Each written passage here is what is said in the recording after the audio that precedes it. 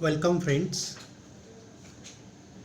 Business Economics 1 FY BCom. Myself Dr. Arun Chandane. Today I am going to explain the topic is known as factors affecting price elasticity of demand.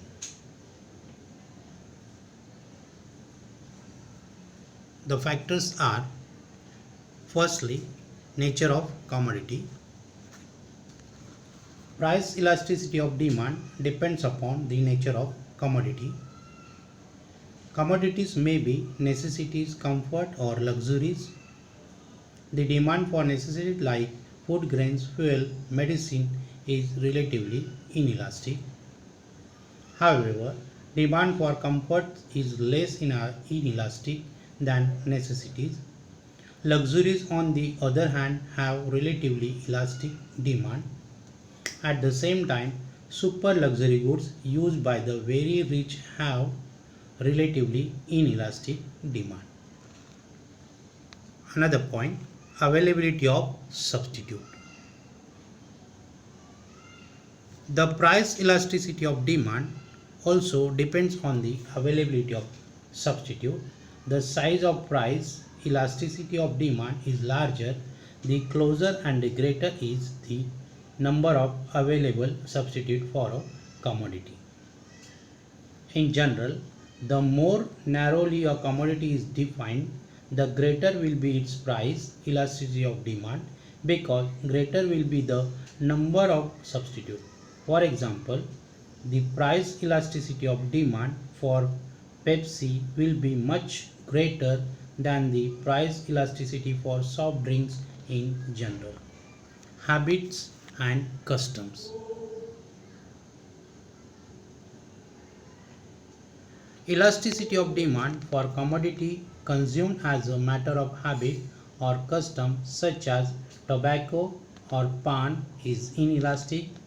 Habitual smokers do not reduce their smoking even when cigarettes become more expensive. Another point, alternative uses. Demand may be elastic if a good has many uses. Electricity has many uses and its use for less important purposes like heating water etc. may be reduced when it becomes costly. Another point, complementary goods. When a good is linked with the use of other goods, demand may be relatively inelastic or elastic demand depending on the demand for complementary goods. Demand for petrol and diesel depends on the use of automobiles, agricultural equipment, etc. Next, income level of household. Demand for goods and services by the high income group consumers remain relatively inelastic. Low income group may reduce their consumption of certain goods when they become costly. The rich usually do not do so. Time period. In the short run, demand by and large remains inelastic, whereas in the long run, demand becomes relatively elastic.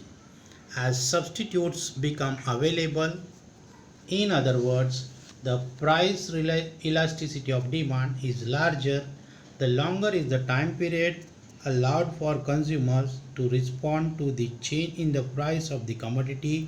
This is because it usually takes some time for consumer to learn about the availability of substitutes and to adjust their purchases to the price changes. Next, level of price and extent of change. At very high or very low level of price, a small change would not induce much change in demand. Hence, demand remains relatively inelastic. TV, refrigerator, cars, etc. will have more or less the same demand if price changes by a small margin. Similarly, prices of journals and magazines which are usually low, a change by 50 paise or 1 rupees would not bring any change in their demand. Second last, proportion of income spent. Demand for any goods on which a small proportion of income is spent remains relatively inelastic. Middle and higher income people who spend a small amount of their income on daily newspaper continues to purchase the paper even when its price increases.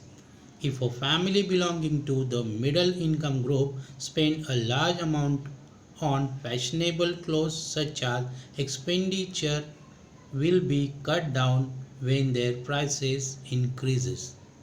Finally, postponement of consumption. If we could postpone the purchase of goods and services, demand is relatively elastic. For example, purchase of many of the electronic gadgets can be postponed, hence the demand for them is elastic. Purchase of essential goods cannot be postponed, thus demand for them is relatively inelastic. Thank you.